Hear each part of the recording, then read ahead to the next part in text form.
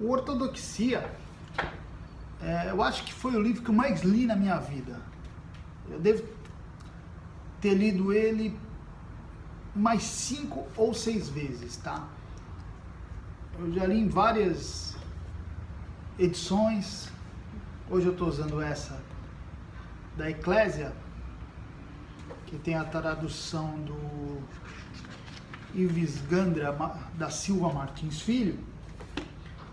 Mas eu já li outras versões, já li em inglês, já li a versão de outra editora, já li em tradução para o português de Portugal, porque é um livro, primeiro que o Chesterton ele tem uma capacidade de escrever com uma facilidade, ele conduz o leitor. Você vai acompanhando o Chesterton no pensamento dele, no raciocínio dele, né? Eu nem acho o Chesterton assim um literato, não é isso, mas ele é alguém que pensa com muita velocidade e com muito dinamismo, e é gostoso acompanhar o que ele fala. E esse livro, Ortodoxia, ele é assim um bálsamo, principalmente para os cristãos. Porque ele eleva a condição do pensamento cristão ao seu devido lugar, que é um lugar de superioridade. Só que as pessoas não podem se confundir com o nome do livro. Quando a gente vê ortodoxia, quando a gente pensa em ortodoxia, as pessoas logo veem à cabeça a ideia de uma defesa doutrinária, uma defesa da letra, rígida, né? E o Chesterton não faz nada disso, não tem nada a ver. O Chesterton aqui não está advogando a defesa de uma interpretação dogmática. Pelo contrário, o livro ele tem uma característica muito diferente. Ele é mais uma celebração, né, da descoberta de que há um princípio de conhecimento que está disponível e nós devemos usar isso está aí à nossa frente e nós, no nosso pensamento, na nossa busca de sentido da existência, só temos que acessar isso. No fim das contas, o Ortodoxia, o livro do Chesterton, é essa celebração dessas coisas que você não vai encontrar em divagações, em pensamentos, em ideias mirabolantes, mas você vai encontrar naquilo que está diante de nós e nos é dado de graça, tá? E apesar do nome ortodoxia, que significa, assim, traduzindo friamente como opinião correta, mas na prática é usada muito como uma doutrina, né? A ortodoxia é vista como a doutrina correta. O Chesterton não está falando de doutrina, ele está falando de sentido. Ele está falando daquilo que é a base de todo pensamento, aquilo que é a base de qualquer busca pela compreensão da realidade. E com isso, ele simplesmente destrói qualquer pretensão intelectual de independência, de autonomia, de pensamento desapegado. Ele simplesmente destrói com isso. Sabe, esses pensadores que acreditam que podem pensar por si mesmos, que podem acessar simplesmente o seu repertório de conhecimento e com isso chegar a conclusões sensacionais. Se fez muito isso na Idade Moderna. E quando o Chesterton escreve isso, tinha acabado de terminar o século XIX, começando o século XX. E a gente sabe que o século XIX ele é caracterizado por essa pretensão mecanicista, intelectualista, né, dos pensadores, de achar que podem encontrar sentido apenas na ciência, em querer provar as coisas, e o Chesterton simplesmente acaba com isso. Ele vai falar, olha gente, vocês estão loucos. Vocês estão loucos, não é por aí. Não é por aí. Se vocês tentarem pensar assim, dessa maneira, desapegados dos princípios, vocês vão ficar rodando em círculos, como vocês fazem. Se vocês tentarem pensar sem princípios, como muitos de vocês tentam fazer, vocês vão ficar rodando em divagações e não vão chegar a conclusão nenhuma. E o que o Chesterton está querendo dizer é que os princípios estão ali disponíveis, estão presentes. Não adianta querer ser independente. Isso é ilusão. Então o Chesterton destrói com isso, com essa ilusão. E de maneira magistral. Mas também, por outro lado, quando você lê a ortodoxia sendo cristão, isso lhe dá força. Porque hoje em dia, e naquela época já era assim, ser cristão no meio intelectual já era tido como algo inferior, retrógrado. Os intelectuais modernos têm esse orgulho, essa vaidade, essa soberba de achar que eles têm eles detêm o verdadeiro conhecimento, que o cristão ele é um supersticioso.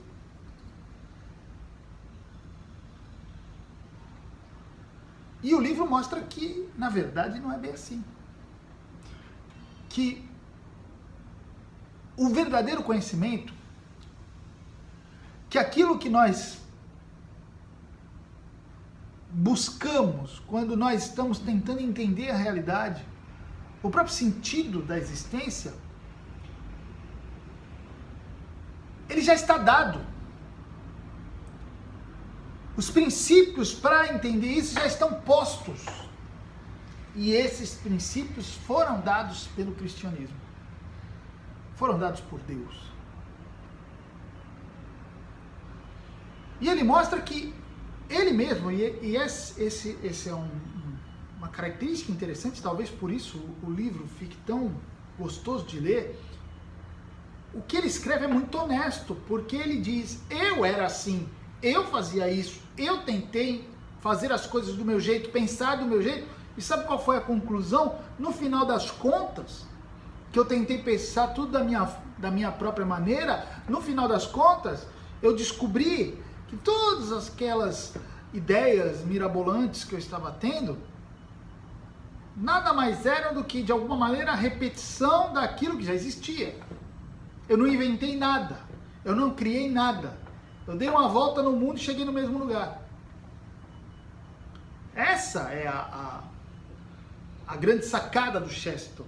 Mas não é uma sacada apenas intelectual, é uma descoberta existencial. De que os princípios cristãos, por serem princípios de base de todo o pensamento, são superiores. E se você se desapegar deles, se você fugir deles, você vai dar no nada. Ou então vai acontecer, se você for honesto, você vai dar uma volta gigantesca e vai acabar no mesmo ponto que o cristianismo já tinha dado de antemão aí para todo mundo. Então, como cristão, ao ler a ortodoxia, eu chego à conclusão seguinte, eu não estou perdido. Apesar da complexidade do mundo, e o mundo realmente, às vezes, parece muito difícil de ser compreendido, se eu fizer o exercício de olhar para trás e perceber que há uma base, um fundamento para o que eu tenho,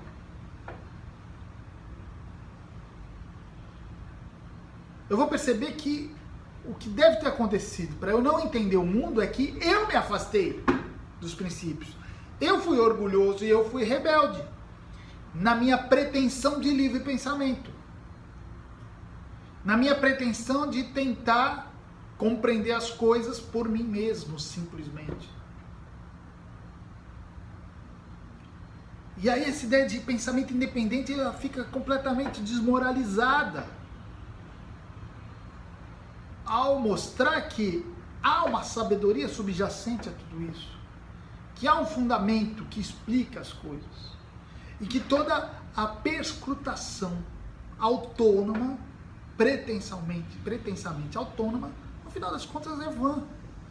Então não se confunda com o nome do livro. Ortodoxia não significa uma defesa doutrinária. Pelo contrário, o Chesterton vai ter até uma característica que é uma defesa do misticismo. Mas veja, o misticismo para o Chesterton é nada mais do que a aceitação do mistério, a aceitação de que há coisas, há realidades que não podem ser imediatamente explicadas, nem podem ser imediatamente provadas. Você fala isso no final do século XIX, começo do século XX, diante daqueles intelectuais que tinham a intenção de provar tudo, é um tapa na cara. Mas é isso que ele fala, ele celebra essa possibilidade de pensar tudo,